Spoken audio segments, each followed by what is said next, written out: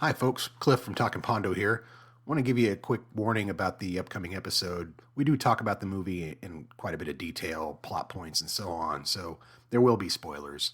And just fair warning, there is some adult language every now and then, so I just want to give you a heads up on that. Also, you can watch our latest film trilogy, Writing Frenzy, Revenge of Zoe, and The Love Song of William H. Shaw. Those are available on Amazon Prime, Tubi, Fossum, Hoopla, and Zumo. So get out there and give them a watch. I hope you enjoy the episode. Thanks for listening. There you go. Because it's a vibe more than anything. I think that's the whole thing. Like, if you go into this movie going, this had better be like Legs McNeil's books, Please Kill Me, or it better be like this other thing I read, or it better be like this time that I was there, you're probably going to be disappointed. I just didn't want comic book frames to the whole thing. If you could just remove that, I'd be a lot better with it. I didn't have a problem with that. Ugh. Welcome to Season 3 of Talking Pondo. Talking Pondo is a podcast where Cliff and Marty give each other a film to watch and talk about them in detail. Some episodes will include a special guest.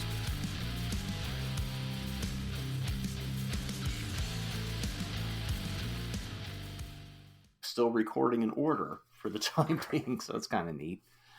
And recording now. We're back. Oh shit! You snuck up on me.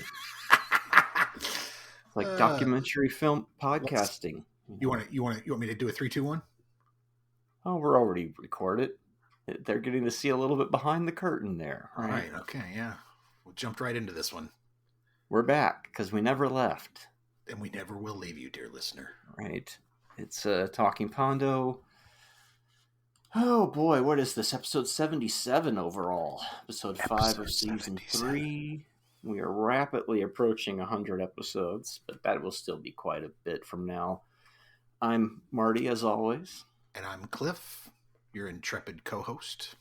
And we're back once again with two movies that you wouldn't think would have anything in common, but yet they actually do have a lot in common.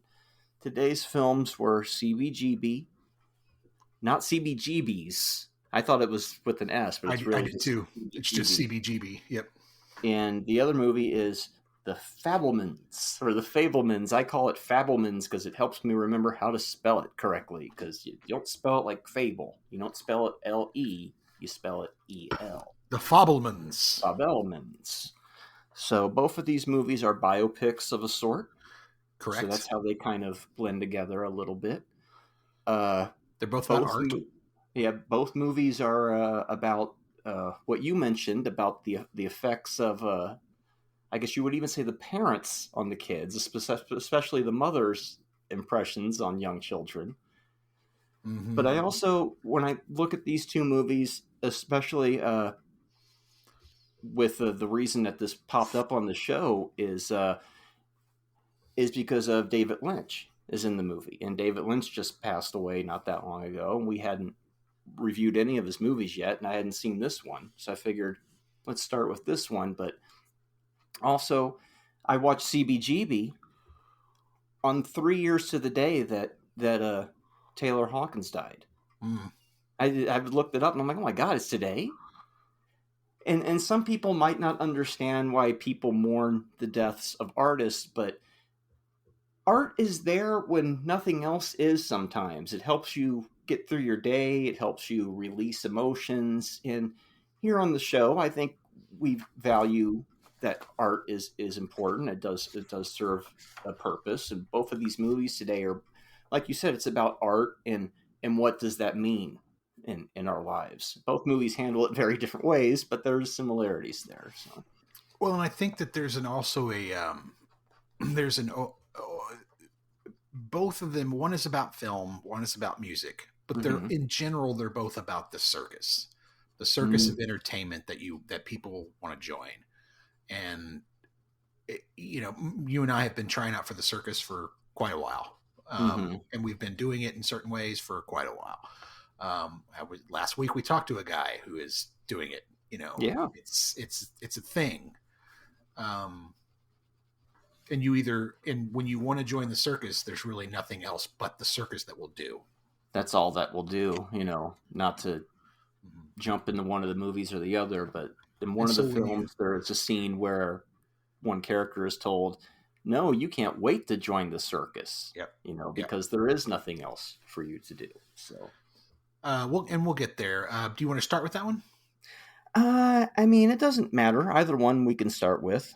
Well, let's start with that one then. So You want to start with the Fabelmans? Yeah, let's start with I thought it was the Fabelmans. Fabelmans. The Fabelmans, the Fabelmans, the Spielbergs. No, it's not the Spielbergs because it's the Fabelmans. It's not an exact biopic of the man's life, but so what is this? It's this kid's family is like going through some trouble, and so they move out to Arizona, and they Let me even read bring it. the boyfriend along. And wait a minute, that's the story of my life, but it's also the story of the Fabelmans in a way. So what is the Fabelmans? This movie that made me say Happy Hanukkah for once instead of Merry Christmas around here. We got a Hanukkah movie finally.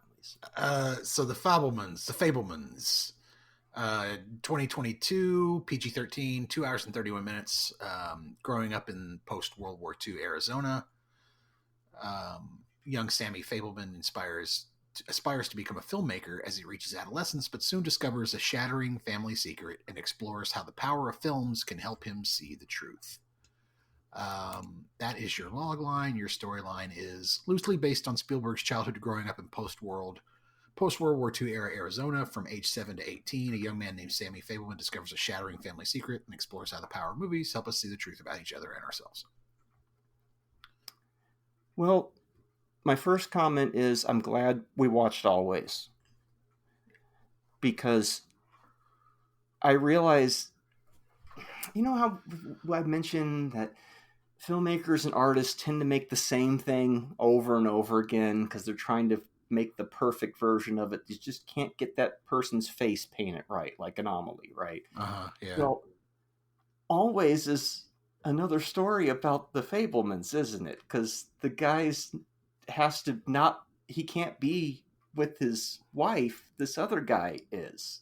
There's always this weird triangle thing going on over and over again. Yes.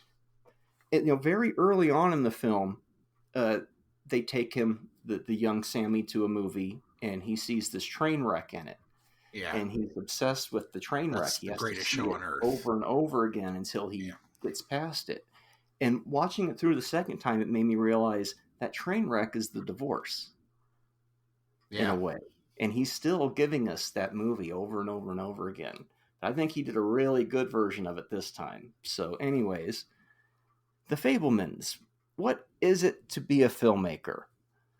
There's a lot of things in this movie that ring true as a filmmaker that I haven't seen in other films. One instance is, so the kid's gotten to a point where he needs a good editing system, and he finally gets his parents to buy him the editor. And so as soon as he gets it, he's like, great, now I can go shoot my war movie and I can cut it together.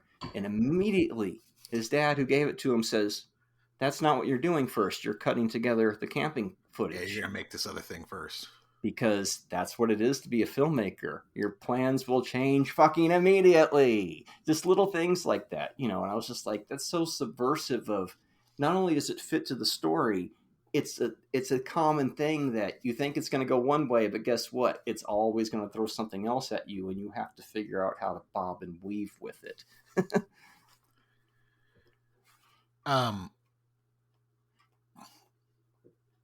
I like this movie. I like what it has to say about being a filmmaker, and I particularly identify with him early on in his life. When I was 4, I saw Star Wars, and later I was 8 and I saw Indy, which is his movie, and I didn't, I was completely enthralled and captivated, and my mother used to make a joke that she took me to Star Wars when I was 4, and that was the quietest the 2 hours that I had ever been in my entire life up to that point. So, watching him, I wish that somebody had given me a camera that early. Oh, right. Watching his mother, because it was brilliant. His mother's like, I know that's scaring you. Here, go film it. here's a train set, here's a camera, go film it and remake it, and you'll figure out why it's scary. And then once you figure out why it's scary, it's no longer scary. And that's exactly what he did. He broke it down, shot it all over again in little miniatures, and eventually the making of it made it not scary. Right? It was really a brilliant thing. Yeah, she's the creative one, and the dad's more of the analytical, down to earth one. He's somewhere in the middle. He's getting the best of both worlds. His sisters are which is funny in the house. His sisters are very science, and he's very sides with his mother in the art. You know, there's always that tug of war back and forth. I really like Paul Dano in this. I think he's fucking really good in this. He really, really pulled off being the dad. Yeah, Seth Rogen's good too. He's entering a whole new stage in his acting now, I think. Yeah. Michelle Williams was brilliant as well. I'm just not a fan. I just don't know why, but I don't like her acting. I do not like it. I just think it's ham-handed. And I'm going to probably take a beating for that from people who listen to this, but it just doesn't work for me. But I think it's supposed to represent the kind of... And it's not just this picture. Heathered character she is. She's got her head in the clouds a little bit, right? So she does seem like a little off. It's not just this picture. It's movies that I've seen her in general. Manchester by the Sea and some others where I'm just like, I just don't, I especially when it comes to drama, I really don't enjoy watching you do this. I just don't like your rhythms or your beats or whatever. She's competent. She's not terrible. It's just for me, I'm watching this great movie. I'm watching Dano and all this, and the kid's great in it too. He's really fantastic. Oh yeah, but she tends to take me out of it. Well, I can see that. Yeah, something someone can actually use. Do you want to create art, or do you want to feed yourself? Figuring out how to do both has killed so many artistic visions. But if it's that easy, is it really art?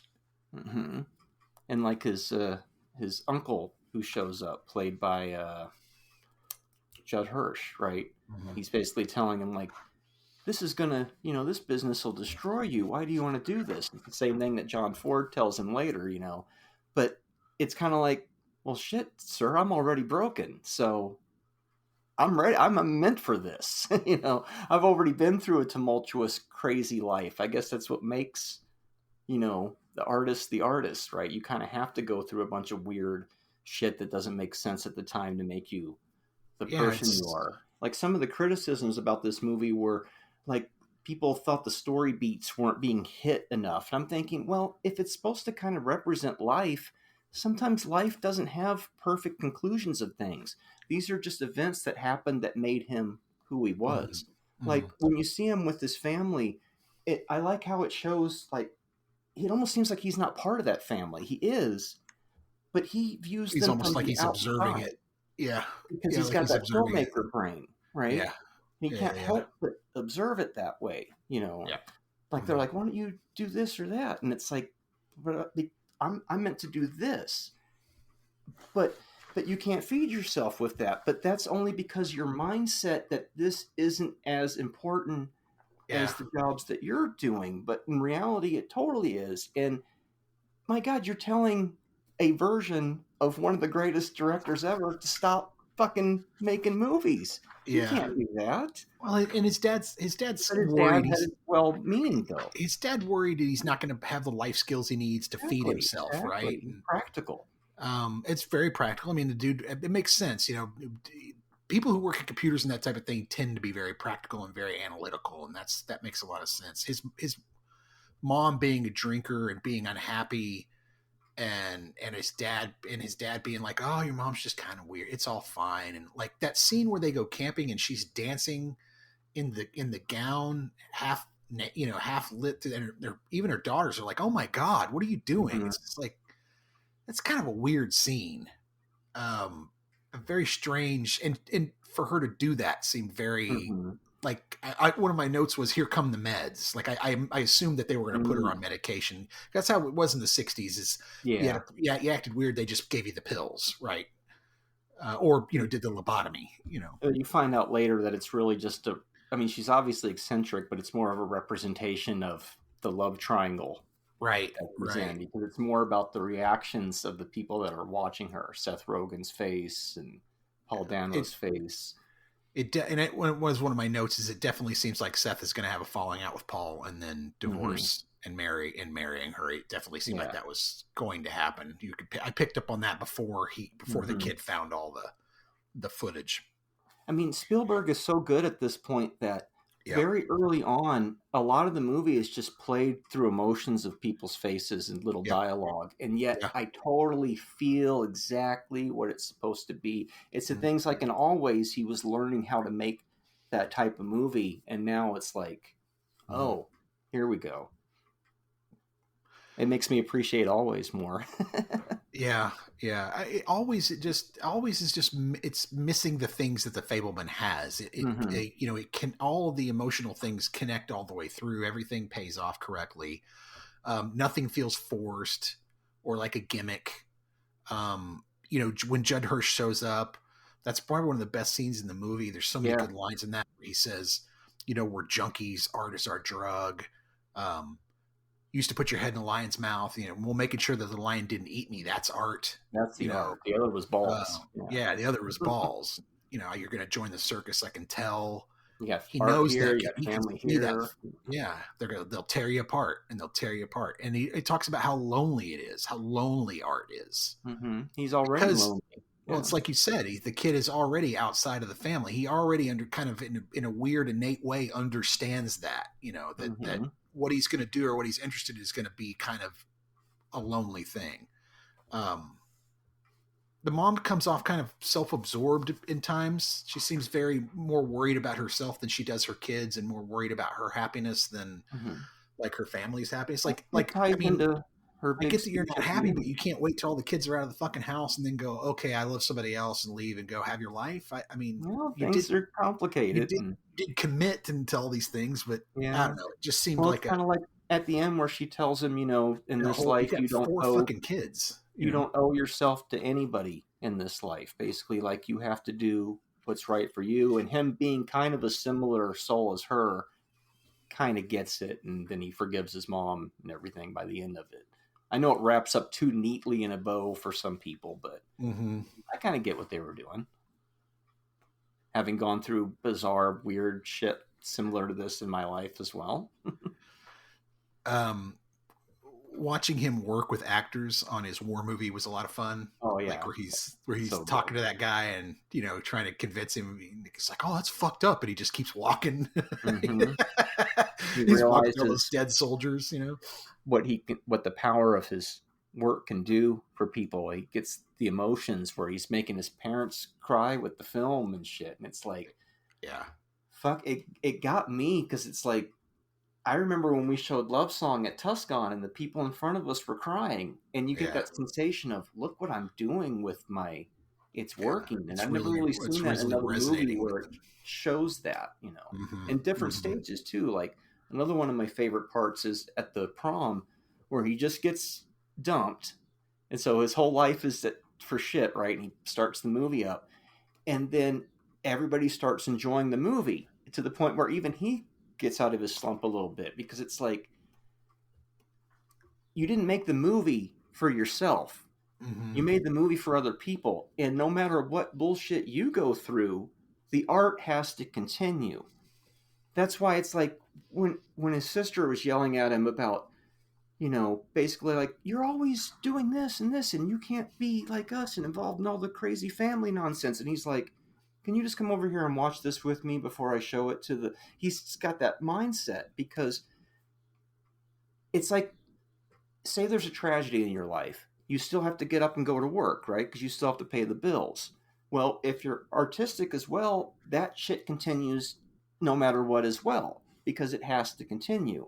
And so even though he's what should be his moment of triumph, he's at one of his lowest points, because doesn't that fucking happen over and over again with filmmaking? But then the movie does what it's supposed to on its own. He had done the work well enough to where it's like it doesn't matter if it makes you happy as an artist, right? I know it's a very convoluted way of saying that, but it's like he's discovering the power of what he can do with filmmaking and Hmm. changing Hmm. people's emotions and stuff. And it's not like he's curing anti-Semitism or anything. No, he's what does a filmmaker do? He finds the humanity in people and he tries to show it in the film, and that's why, the school bully breaks down and all that shit, but I like the way that was done. I found that I'll get to that.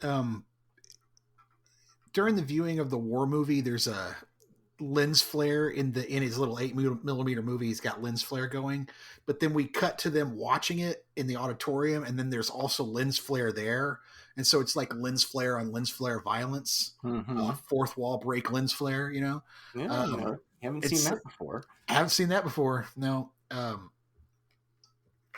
I like the way he shows her the film, like when she's like, "Why the fuck are you treating me like this?" and he drags her in the room and he puts her in the closet and he shows her the movie. I can't tell you my feelings. I have to make something to show you what my feelings are. Right. And then starts promising that he won't tell. Is a really poignant moment. I really like that. Yeah, but he shouldn't have that burden, but he does. He does, and I felt bad for him, yeah. But I also couldn't tell if it was something that had already happened or was going to happen. Do you know what I mean? Like, I couldn't tell if they were actually having a physical relationship or if it was just they never really tell you. They wanted one. They never really tell you. Now, she does tell him that it hasn't gone anywhere near as far as he would think, and he said but they never really define it, right? But it is some sort of betrayal of the heart, I guess, at the bare minimum. One of the things that I noticed about this that I'm surprised you didn't bitch about was the driving CG. The driving effects were a little wonky, I thought. It's a little, but it's a little better than some of the others, I just, And since it's set in the past, I was more forgiving of it of being like an older movie look. Mm-hmm. Something about that Axel F, man. I don't know. Something weird going on there. Mom got a monkey. What the fuck? Yeah, that's fucking weird. Okay, sure. Mom got a monkey. Yeah. So the part that really dragged, this is where it starts to drag for me, the film, is we get to high school and it's immediately like, hey, Jew, and all that shit. Oh, California is crazy. And you got the Scott Fargus character he's insane. He's really fucking crazy. I'd be careful with him. It's like, God, can we get past this and just go back to the movie making and the fascination with the family stuff? Well, we could, but we had to move to California. The moment that he goes from Arizona to California, the border, the lighting changes and the feel of the movie changes. And I'm like, you got that feeling dead on. And then once he gets there, he discovers that everybody in California is out of their fucking mind. You're going to fit in just right here, kid. It's going to be a little bumpy, but you're just as crazy too. From his crazy girlfriend that he gets to the crazy bullies, Christian girlfriend who loves Jesus. And they're nuts, kind of, For me, that really dragged. I know what you mean. That part kind of dragged for me because the rest of the movie, again, this guy is a master fucking filmmaker. He could choose basically, I truly believe this man, you could give this man any subject matter you want and he'll find the emotion and the truth in it and put it on the screen for you.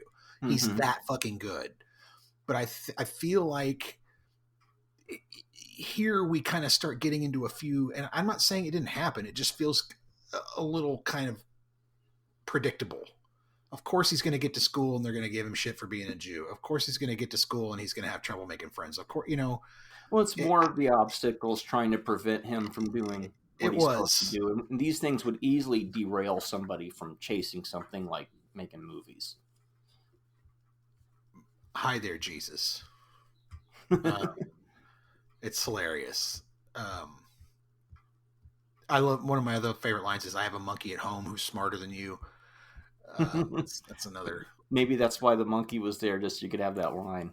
Yeah, and that's the other thing. This character, this guy who's this, who gets all upset because, why did you portray me like that? It's like, dude, what are you talking about? That's how you see yourself. That's who you are. Mm-hmm.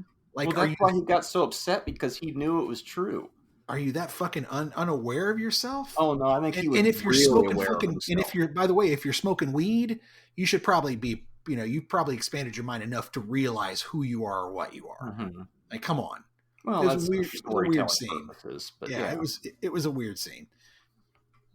I feel like in the end, his mother was selfish, unwilling to change or be changed, and kind of left the family. I'm sure that he has reconciled with that, but to me, watching it happen, I was like, Jesus, it really seems like she's worried about herself and nothing else. Yeah, but if she hadn't been that person, he wouldn't be the person he is. Word, I hear you. Because that informed him to be the don't stop. She could have been the concert pianist, but she didn't. So you have the ability to do it, not let the things get in your way. And I know we've seen that over and over again.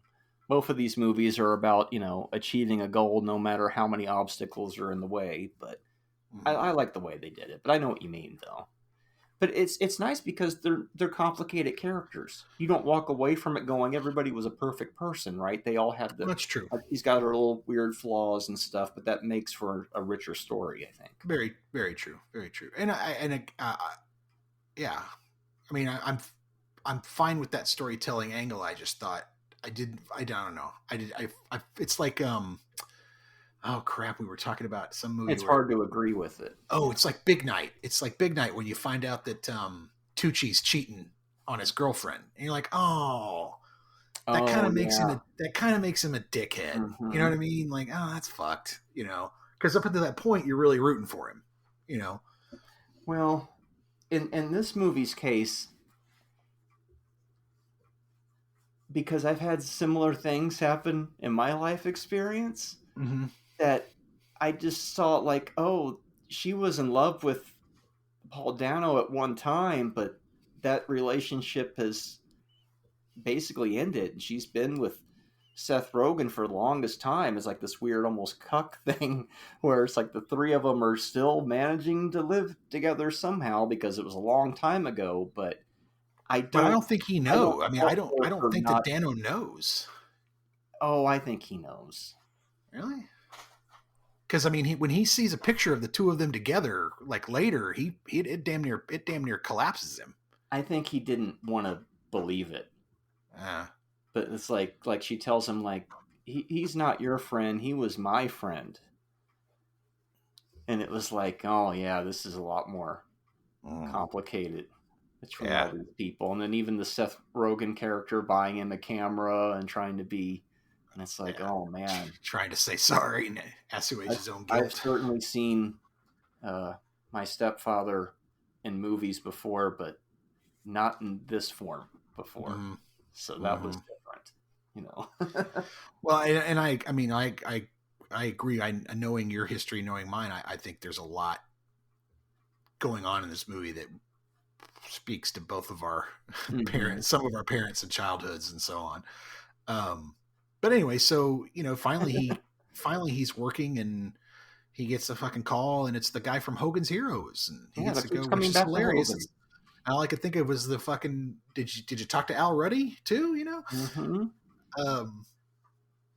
And then holy shit, it's David Lynch playing John Ford, right? Yeah, we need to do some talking Ford around here, perhaps, because I see all those posters, and I'm like, we should watch every single one of those movies. Yeah, talking Ford is a good idea. Talking Ford. I love how he moves the horizon on the very last shot. Right. Yeah. Right at the end. It's right at the end. It's great. That's interesting. Horizon's at the top. It's interesting. Horizon in the middle. It's fucking boring. Now get the fuck out of my office. Get the fuck out of my office. It's great. And see, I also like how it kind of concludes with he finally meets somebody that he admires, and the person kind of gives him a little bit of shit, because it's like, we've gone to conventions and met people that we admire, and they've given us a little gruff. I always remember George Romero telling me I wasn't well organized. Right. But it also kind of makes you go, fuck, I got to this level where I'm finally talking to people. Now, of course, a convention, anybody can buy a ticket and go, but you know what I mean, where you've worked for so long, and now you have an opportunity to actually talk to somebody.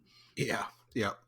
And it's like, well, what's the next stage after that? Well, the next stage after that is you go make Duel.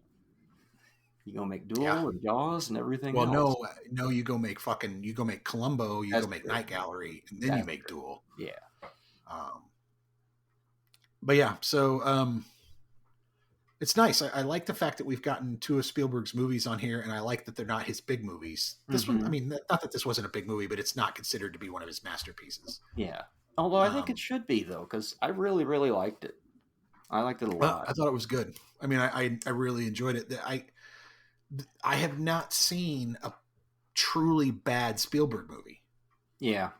I mean, I have seen great directors, other directors make bad movies, but I've never seen Spielberg make a truly bad movie. Mm-hmm. It's I don't think it's possible for him. I just don't think he has it in him to He he's just knows always the going to craft too correct well. or make it Yeah. interesting. Yeah, he always knows the craft. He always knows how to take a spin on something, you know. Um, he truly is probably, in my opinion, one of the best directors Mm-hmm. ever to exist and do the medium. This reminded me of a couple other movies. It reminded me of A Serious Man, the Coen Brothers film, except it was like if that movie had a through line of a story through it, because that's just weird events happening, right? And the protagonist is really not a protagonist, and you know. But another movie it reminded me of was Boyhood, because it felt like if Boyhood was scripted, because what that does in real time, he does in recreating the time, but still does that in such an effective way that you almost feel a passage of time through the movie. Mm-hmm. Mm-hmm. He does things in this one that are, I mean, you don't do stuff like that in movies unless you've been making them for like 50 years and you've learned backwards Yeah. and forwards stuff where it's just the things that he's Yeah. doing with some of the actors in this, it's just sublime. Yeah. No, it's dude, like I said, he can't make a bad movie. He's a master filmmaker, especially at this point in his life. Mm-hmm. It's, early on he might have flubbed one, but now Yeah. he's making them. They're so good and they're so well made. I mean, Yeah, and I don't know if he could have made this movie 20, 30 years ago. He I don't needed think he was to ready.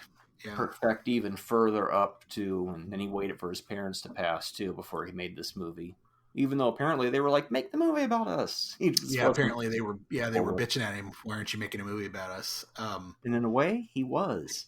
I think he needed Over to and do things over, the though, like, divorce of Close Encounters, the going on. Every family dynamic in all of his movies you can trace back to the Fabelmans in a way. yeah, I guess. Even Last Crusade, man, where the estranged dad comes back and they go on an adventure together.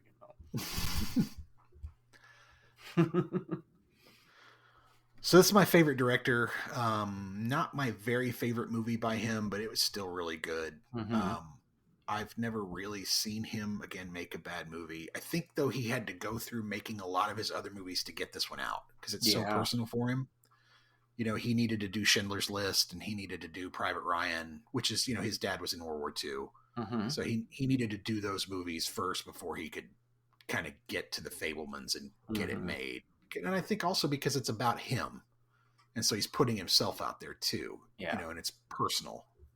Probably, one of the more personal movies he's ever made. I agree with you. He's probably included bits and pieces of his life. That's what filmmakers do, right? Throughout his movies and reflecting the relationships and stuff. But I think this one in particular, he was like, all right, I'm going to lay down the roadmap. I'm gonna open the book completely up here and put as much of myself into a film as I probably ever will. Mm-hmm. He thought it was going to be his last movie for a bit there. Really? Mm-hmm.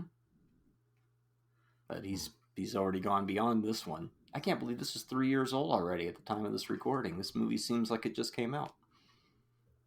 Yeah. Yeah, it's yeah. Indy 5, was an interesting choice. Sure, why not?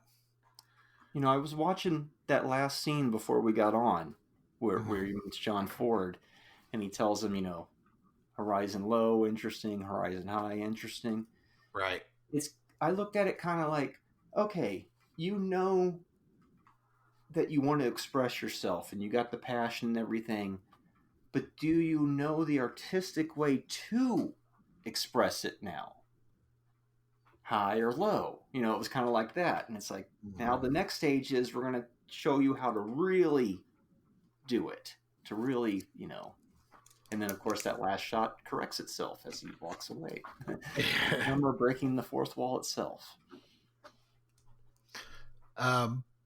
I'm gonna go 4 stars. Even though I really didn't like Michelle Williams in the film. I feel like it. I think she should have got the Oscar over Jamie Lee Curtis for Everything Everywhere at Once. Oh, I completely disagree. These movies next to each other, it's kind of like, wow, okay, that one was good, but this one was really they're good. They're two fucking wildly different movies. I know, but they were up against each other. That's like comparing peanut butter and jelly. That's 2 totally different things. Mm-hmm. Well, that's the Oscars for you. I give it 4.5. Well, that's okay. It's not perfect, but there's so much in it that hits so dead on that it's just, I think if you don't really like this movie, if you rate it really low, maybe you don't have enough life experience, or maybe you're just a little bitter and cynical and holding on to things, and you got to be like Iceman in the second Top Gun movie and just let that shit go because life is short. Do your thing. Which leads us to the next movie, a movie that gets 7% on Rotten Tomatoes. Yes, sir. Fucking A. Yeah. I've read so many reviews about this movie talking about, and almost all of them say, that's not how it happened. It's a fucking movie. It's a biopic. Of course it's not going to be exact. Anyway, so let's get into it. What is the emotionally kneecapped film CBGB? CBGB from 2013, rated R, 1 hour and 42 minutes. A look at the New York City punk rock scene and the venerable nightclub CBGB. Plotline. CBGB follows the story of Hilly Crystal's New York club from its concept as a venue for country, bluegrass, and blues, CBGB, to what it ultimately became the birthplace of underground rock and roll and punk. When Crystal had difficulty booking country bands in his club on the Bowery, he opened his doors to other kinds of rock music. Crystal had one demand of the act he books. They could only play original music. No top 40, no covers. It was the credo he lived by: support the artist at whatever cost. Hilly Crystal ironically became known as the godfather of punk, giving a chance to such bands as Blondie, Television, the Ramones, Talking Heads, the Dead Boys, and the Police. So there you go. Yeah, a movie I'd never seen before. Can't believe it's as old as it is. Yeah, it's 13 years old. You watch it and you're like, well, there's Alan Rickman. He's gone too. This is one of the last things he did. Yep. And I feel like there was the seed of a good movie in here. I liked Bottle Shock quite a bit. It's the same director. But I feel like this movie got kneecapped a couple of times to where it just couldn't pull itself out of the problems that it was presented with. I mean, bad wigs are one thing, right? We see that all the time in movies. But the fact that they couldn't get any live music to do their playback to, that they're all pretending to play live to studio tracks, and they couldn't get any actual Ramones music, was one of the saddest things of the movie, where I went, oh my God, they're using Joey Ramone's solo album from the end of his career as 1975 music. You would have been better off with a cover band. So I was like, oh shit, you're trying to make a movie about the Ramones and you can't use their music because apparently Johnny's widow blocked. The movie's not about the Ramones. And that's why I wish it hadn't been. I wish it had been a movie about the Dead Boys. It is more about the Dead Boys than it is the Ramones. If it had been the Ramones are their movie for 10 minutes. It would have been a lot better if you would have focused on them. But instead, I felt like it was like, even that to aside, did we learn nothing from the Warriors director's cut? These comic panels of the transitions over and over again is just so god awful. And I don't need them to stop and put up a little blurb of who the person is. Just show the scene. That on top of it was another thing where I was like, this is fucking terrible. Well, but they're trying to overlay Punk Magazine into it, right? I know. So they're using the illustration from Punk Magazine, right? It's. I mean, I'm just telling you, that's part of it. And it has some of the worst end credit cards ever. Like usually they do this is where they are now, and then like some of those were like basically telling us, yeah, I just watched the movie. I know that. I like that Donal Logue is in this. He's not in a lot of shit. That's true. He's always good. I can't fault anybody's acting. No, that's the other thing. I thought Melinda Which made it even more disappointing that they can't have their music to me. I was like, you got a good looking Ramones there. Too bad they're not playing any of their songs. I did like the guy who played Johnny Ramone. I thought that was a perfect choice. Mm-hmm. I did like Melinda Akerman as Blondie. I liked. Right. I think that the casting, they did a really good job casting Rupert the Dead Grint. Boys. This is a Rupert Harry Grint, Potter movie. yeah, for fuck's sake. And then you've got the Taylor Hawkins as As Iggy Pop. That made it even more That was difficult awesome. to watch because I'm like knowing that he was already relapsing at that point, and it was like, oh shit, yeah. Johnny Galicki's in there as the manager at television. Yeah. Television's in there. This movie is the reason that I got into television, and I listened to the Marquee Moon album. It was like Punk and the Doors had a baby. It was really awesome. Mm-hmm. It also made it feel like it sucked. It made it look like CBGB sucked. Like the scene was terrible, and you didn't want to be there. That's how I've read it. Like that place was a filthy fucking place to be, and that the toilets were disgusting, and the only reason you went there was to hear the music and to be seen and to be in that scene, right? I didn't get to hear the music. Well, you did, but it's not the music that you wanted to hear. So I went on an off night, is what you're telling me. I guess so. Look, it's a romanticized version of it for sure. Oh, of course, like, it's completely romanticized. Now, I really enjoy the Nexus aspect of, being a Nexus movie with a bunch of fucking actors. Like I really enjoy that aspect of it quite a bit. And one of the interesting parts is the commonality to the other movie. You said the effect of mothers on their kids. Yeah. So we do get a little bit of that here as Billy's mom helped finance the club.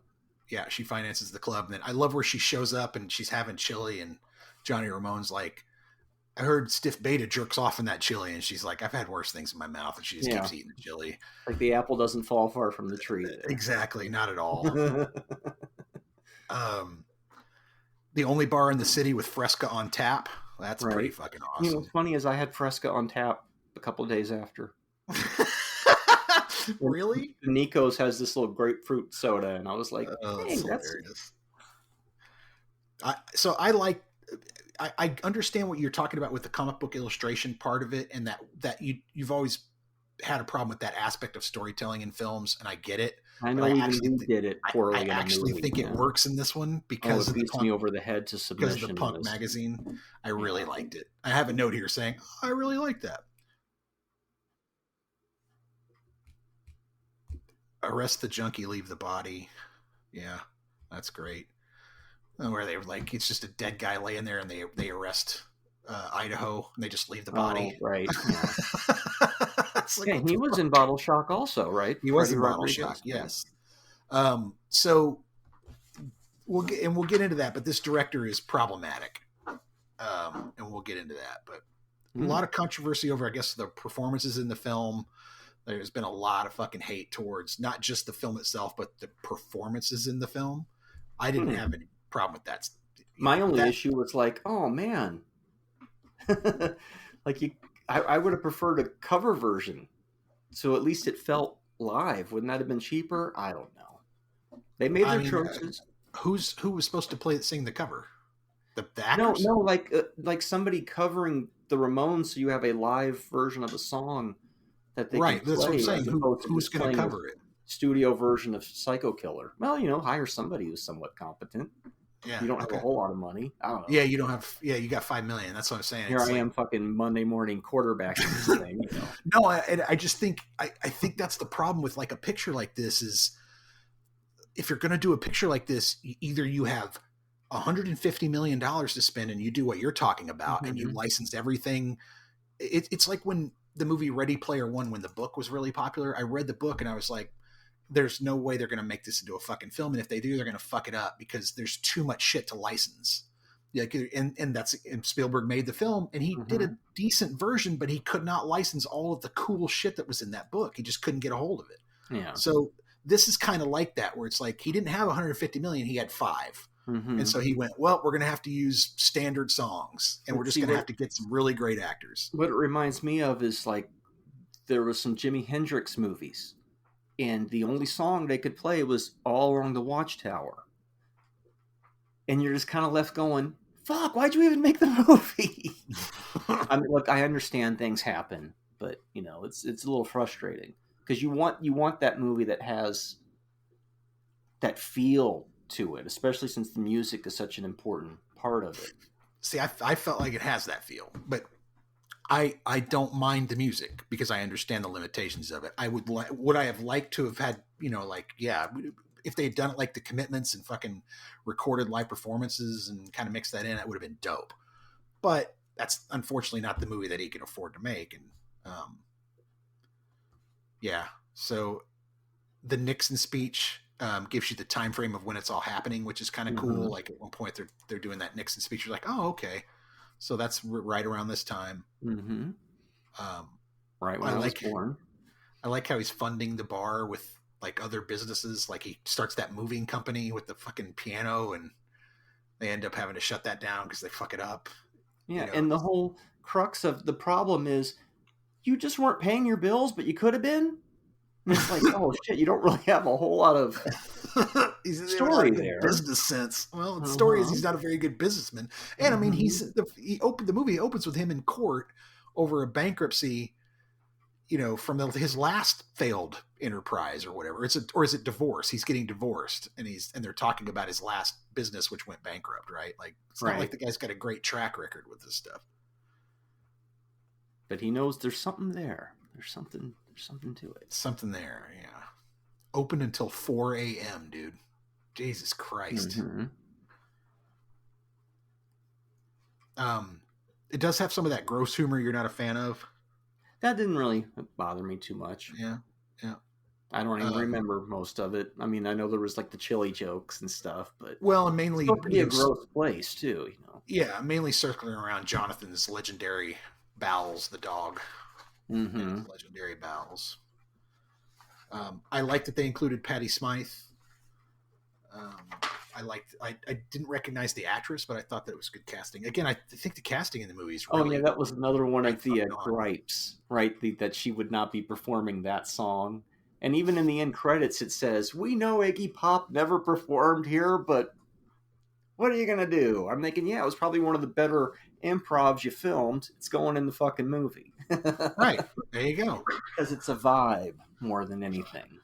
I think that's the whole thing. Like if you go into this movie going, this had better be like Legs McNeil's books, Please Kill Me, or it better be like this other thing I read, or it better be like this time that I was there, you're probably going to be disappointed. Because I just didn't want comic book frames to the whole thing. If you could just remove that, I'd be a lot better with it.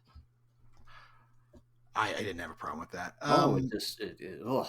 Like the other movie, I didn't want to turn it off because I wanted to see how it ended. I didn't want to think the next day, I got 45 minutes of Fabelmans left. But this movie was like, I got to finish watching this because I don't know if I'm going to want to turn it back on. I didn't have that problem at all. So Kyle Gallner's in this as Lou Reed. Oh, yeah, that was fun. He's briefly in the movie as Lou Reed. Yeah. I was extremely happy about that. It's worth a watch, but... it's got some issues, definitely. I don't think it's a 7%. That's a little harsh. I think that's way harsh. I definitely enjoy the Dead Boy stuff. I enjoy the whole, where they go into the studio and she's like, what is that? And he's like, what? It's a sticker. And she's like, take that shit. Your fucking manager. Oh, yeah. He's Jewish. Me, I'm Jewish. The guy giving us the discount on this fucking place, he was in Auschwitz. You're punks. You're not fucking Nazis. What the fuck is wrong with you? She just reads in the riot act and it's like, let's go get a bagel. He's like, what's a bagel? It's just, oh my God. There are moments in it that seem very contrived, like Iggy interrupting Blondie's show and they just bust into I Want to Be Your Dog. Like, give me a fucking break. They were having fun. It's like I said, it's a Nexus movie, and I'm a big fan of a Nexus movie. This director, getting into this though, this director is the first director to serve time for killing somebody on a film shoot. Oh, geez. Yep. He's on. I think his probation is almost over. Was he the Allman Brothers person? He was the Allman Brothers guy. Oh, okay. The Midnight Rider movie. Yep.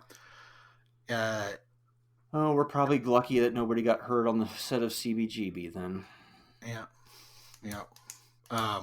Well, I mean, this dude, I mean, it's insane what he did. Like they were filming on train tracks. The railroad company told him no. Mm-hmm. And they went out there and were like, oh, we're just going to go out there and this will sound familiar to you.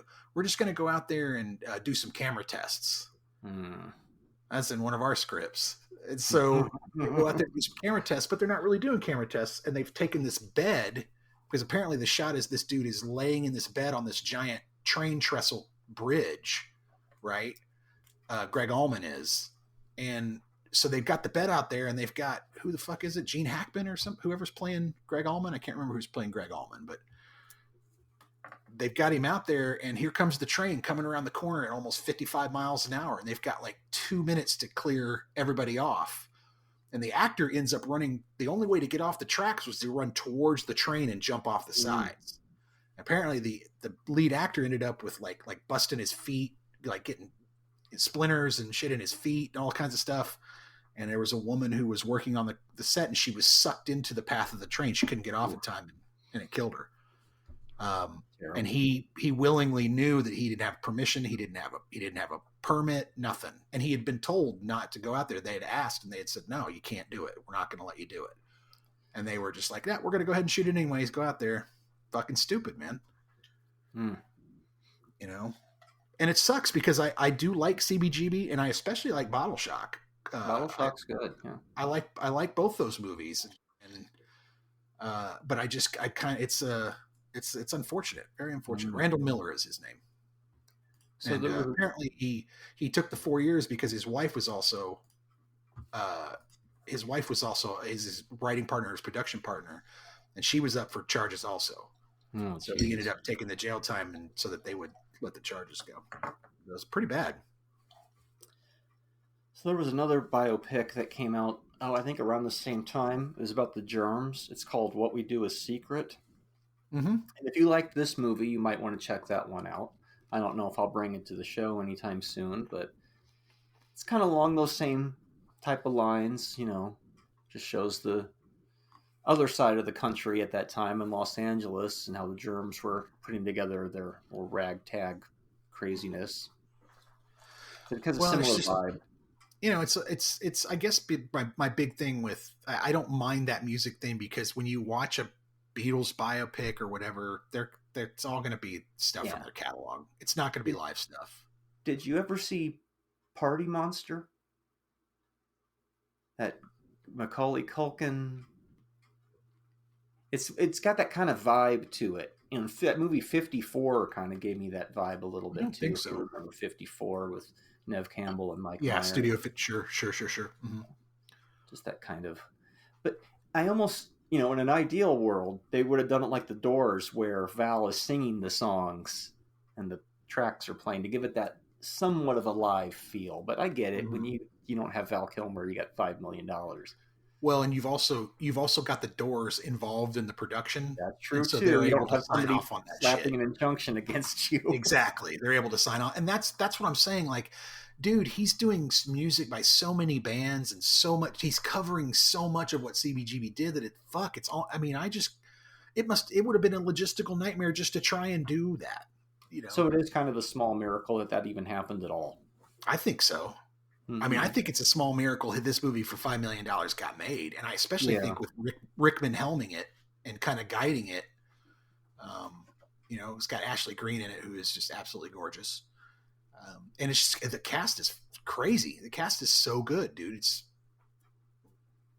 But just like Bottle Shock, you get some bad wigs. Yeah. Freaking Bradley Whitford's in this. I mean, come on. And I just wish, I don't know, Rickman seemed like he was asleep. I guess that's supposed to be the character, but it seemed like he was just kind of going through it, you know. Well, maybe he was. I don't know. I mean, we never know. I mean, I don't have much on the production that I could find. Yeah, there's not a whole lot written about it, is there? It does also have the dude, the guy, you know, the red hair guy that's he's the lead biker. That's Ryan Hurst. He was in people most likely know him from Remember the Titans. Mm. He's the football player in Remember the Titans, but he's also been in a bunch of movies. He's a great actor, a lot of fun. He's also in what's that motorcycle show? Sons of Anarchy. Yeah, he was big on Sons of Anarchy too. So good actor. I enjoyed him. So yeah. So I take it you didn't like this one very much. Oh, this was pretty bad. I try to look on the positive side of movies, but this is 1.5. What? Not even. Oh, this was really hard to sit through, man. The comic book shit, it made me want to strangle the TV set. It's like, will you please stop doing that? I like it. I enjoy it. I've watched it several times. I think it's kind of a cool bookend to Bottle Shock. So I'm going to give it 3 stars. All right. It's reasonable. I mean, it's no 4-star movie or anything like that. But No, for me, it's no 7% either. No, it's not. My God, no. people. That's pretty fucking low. I was really surprised to see that. It's like when you add this to Fabelmans, you get like 100. Because it gets like a 92%.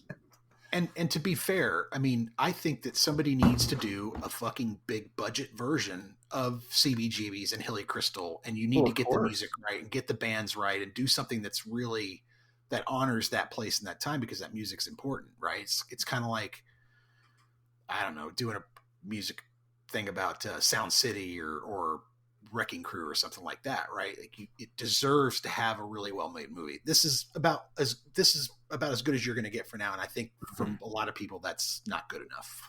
That's why I called it kneecapped. I feel like I don't think it was their intention, but shit happened along the way, and you have to deal with things, and this is what you end up with. Because I don't think they were planning on having "I Get Knocked Down, But I Get Up" as the song the Ramones were playing when they shot the movie. I bet you they had another song in mind, and then they were told they couldn't use it. I'm willing to bet that they cleared that shit before they ever went to start shooting. Right, and then something happened. I wouldn't go into a movie blind. No, I'm just saying, if they whatever music they used, I'm willing to bet that they knew leading up to it that was the music they were going to have access to or be able to afford. Because to me, it felt like you don't want to go in. We're going to get Blitzkrieg Bop. No, you're not. You're not going to get Sheena as a punk rocker, So you need to figure out what you can get a hold of and what you can afford, right? When I heard that, I was like, "Oh my God, what's going on here?" Like, I understand what you're doing, but oh shit! It's like that red flag of production problems started waving.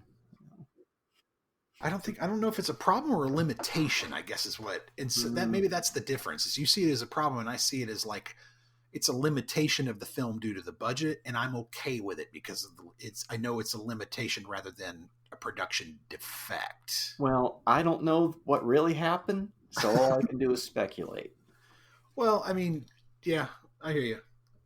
And if you know the answer to what happened to the production of CBGB, as far as music licensing goes, did they have it before they started shooting or not? Drop us a line. Let us know, because we can't find out. We looked all over the place. I don't see a whole lot written about this. Is there a commentary track on the DVD, perhaps? I don't know. Maybe I'll look. Tell if there's a tell us which one of us is talking out of our ass. Mm-hmm. You know what you're talking about. They knew that music 6 months ahead of time. No, you're right. They had to change it at the last minute. What do you got for me next week? Next week is long awaited, because now we've worked through things like Always, The Funhouse, and The Fabelmans. Now we can finally watch the 4:30 movie, our first Kevin Smith film, which some people called his version of The Fabelmans. I don't know if I'd call it that. I think it's just because they came out around the same time as what the comparison was. But anyways, next week, Kevin Smith, the 4:30 movie. A movie I've already seen once, but will gladly watch a second time. That is the only Kevin Smith movie that I have not seen. Nice. Which leaves me with what movie I'm going to give you.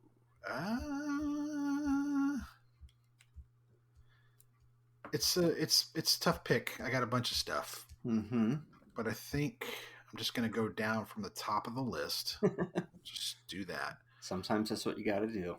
And so I'm going to give you Yeah. All right. So the top of the list, I'm going to give you a movie called In Bruges. Oh, okay. I'm curious about this. Now, the director of this movie, what else did they make?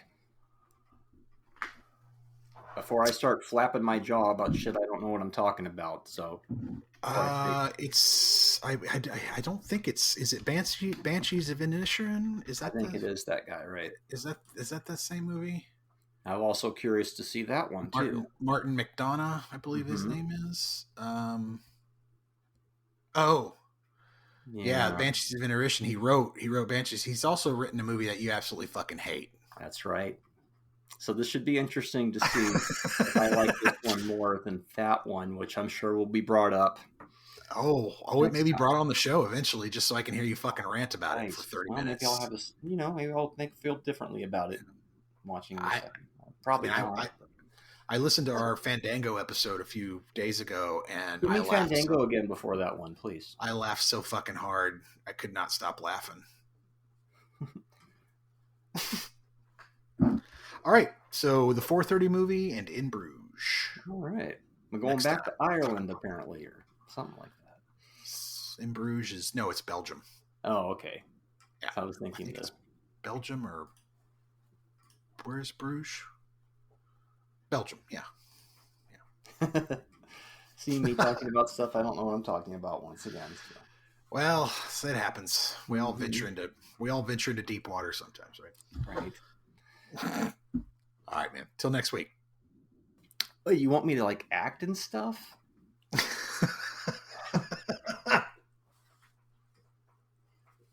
Fresca on tap, the only bar. Later.